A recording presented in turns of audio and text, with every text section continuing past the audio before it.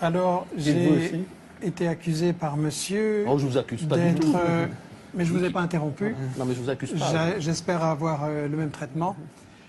J'ai été accusé de la théorie du complot. C'est l'argument habituel de ceux qui n'ont pas d'argument face à des faits qui dérangent. Et donc, je pense qu'il faut se poser la question, la France, amie du Mali.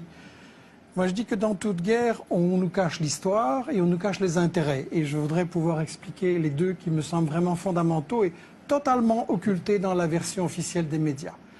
L'histoire occultée, c'est quand il y a eu un président élu au Mali qui s'appelait Modibo Keïta, qui voulait l'indépendance de son pays, le développement et mettre fin à la pauvreté. Qu'est-ce que la France a fait? Elle a soutenu un coup d'État sanglant de Moussa Traoré. Modibo Keïta a crevé en prison et Moussa Traoré, ça a été une dictature épouvantable pendant 23 ans. Ensuite, il y a eu d'autres marionnettes à la place. Et est-ce que vous appelez ça une théorie du complot? J'aimerais que vous alliez le dire aux Maliens. Ensuite, il y a la question des intérêts, à savoir que le Mali, c'est un pays pauvre, mais comment on peut être pauvre quand on est riche? Et toute la région, le Niger, c'est un pays où c'est le dernier pays sur la liste du niveau de pauvreté dans le monde, et c'est un pays très riche avec l'uranium. Et donc, il faudrait expliquer ce que vous cachez soigneusement, à savoir que dans cette région, il y a de l'or. L'or a été exploité au Mali dans les mines de Morila par Bouygues, derrière des paravents. On a fait crever les gens qui extrayaient l'or avec du cyanure et de l'arsenic, aucune prévention, les nappes d'eau polluées, les gens crevaient comme des mouches. Et donc, ça c'est Bouygues, ça c'est l'or. De quelle époque parlez-vous, Michel Collomb? Tout récent, c'est encore il y a 5-6 années. La mine a été fermée récemment et on recommence le même coup de l'autre côté.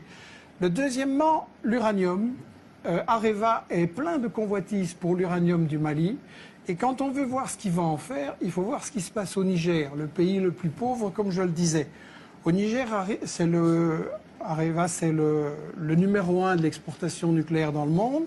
Le Niger, c'est celui qui procure tous les revenus qui permettent à Areva et aux firmes qui travaillent avec elle, Alstom, Suez, Bouygues et tout ça, de gagner énormément d'argent. Et pendant ce temps-là, monsieur, les Nigériens, ils crèvent de faim. Et quand vous savez, l'espérance de vie, c'est 49 ans. Il y a moins de 30% de gosses qui sont à l'école. Et quand les Nigériens ont dit à Areva, on voudrait quand même un peu d'argent pour nos écoles, ou bien par exemple, il aurait suffi, c'était un projet de la Banque mondiale, de 10 millions pour irriguer le Niger, et le Niger aurait eu, tous les gens auraient eu à manger, Areva a dit, c'est pas notre problème et les Nigériens peuvent continuer à crever de faim. Donc, il y a l'or, il y a l'uranium, il y a, et vous le savez très bien, le gaz et le pétrole dans la région. Et c'est le responsable Afrique Nord de Total qui vient de dire récemment qu'avec la Mauritanie, avec le gaz, qu'il y a tout ça, c'est le nouvel Eldorado. Et donc on est en train d'essayer, et on a tout à fait raison de parler de néocolonialisme, et le fait que la France y était là avant ou pas, ça n'a aucune importance. Le colonialisme, ça consiste à piller les richesses, et c'est ce qui se passe dans l'ensemble de l'Afrique. Un Africain noir sur 3 ne mange pas à sa faim.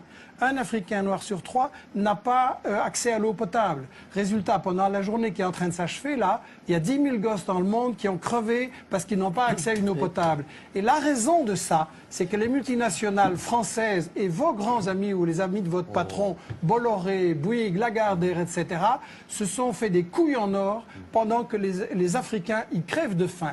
Et ça, allez leur dire que c'est une théorie du complot quand eux, ils voient la misère pendant qu'ici, vos amis, c'est les Ferrari, les Porsche et les châteaux. Vous pensez que quand les mafieux, les fondamentalistes, les terroristes qui sont au nord auront pris le pouvoir, les Maliens vont manger à leur faim, les Nigériens vont manger à leur faim, que ça va aller bien, que ça va aller mieux? Mais vous pensez qu'il y a un rapport de la guerre. Alors maintenant, si vous voulez me dire, excusez-moi, je vais vous répondre à votre question. Je vais vous répondre à votre question. Qui a lancé les fondamentalistes en Afghanistan, sinon les États-Unis? Qui travaille avec le Qatar et l'Arabie Saoudite pour répandre les trucs les plus fanatiques en Libye, en Syrie et même un peu ailleurs aussi. Ça, vous le savez très bien. Donc, une fois les islamistes sont vos amis et une fois sont vos ennemis. Il faudrait choisir. Je voudrais donner la parole à Naouchel Brahmi. Si vous voulez dire qu'il faut renégocier les contrats d'exploitation en Afrique pour toutes les grandes sociétés, je suis d'accord. mais ça ne répond pas à la question Mais de c'est savoir du ce pillage, qu'on les fait. gens, ils crèvent de Oui, faim d'accord, à cause de vos contrats. Oui, mais arrêtez de penser que ça n'est qu'à cause de ça. Et expliquez-moi comment les gens que nous combattons aujourd'hui vont donner de la richesse à tout le monde. Vous savez, il y a des pays qui ont beaucoup... Il y a la des paix, pays il n'y très aura riches. jamais la paix tant que les gens crèveront de faim Oui. et ils crèvent de faim à cause de vos amis. Bien sûr, Naoufel à cause de Brahmi. nos amis. Mais c'est bien, voilà. Oui. Bien sûr, c'est...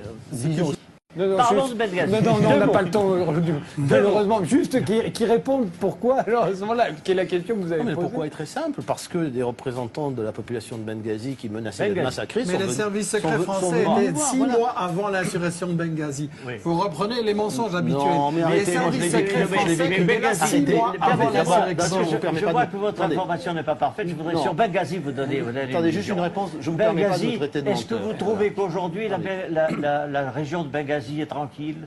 Ah, j'ai Est-ce pas que dit- vous trouvez que... Non, non. Bon. Je n'ai pas dit que tout Quel ça était avait tout réglé. l'objectif On de a évité- l'intervention de la L'attentat en Algérie, croisade ça en vient de la Libye? Libye, quand même. C'était le massacre. d'introduire la démocratie. Non, mais Vous d'abord, trouvez que éviter la le massacre. démocratie existe en Libye? Non. À Benghazi?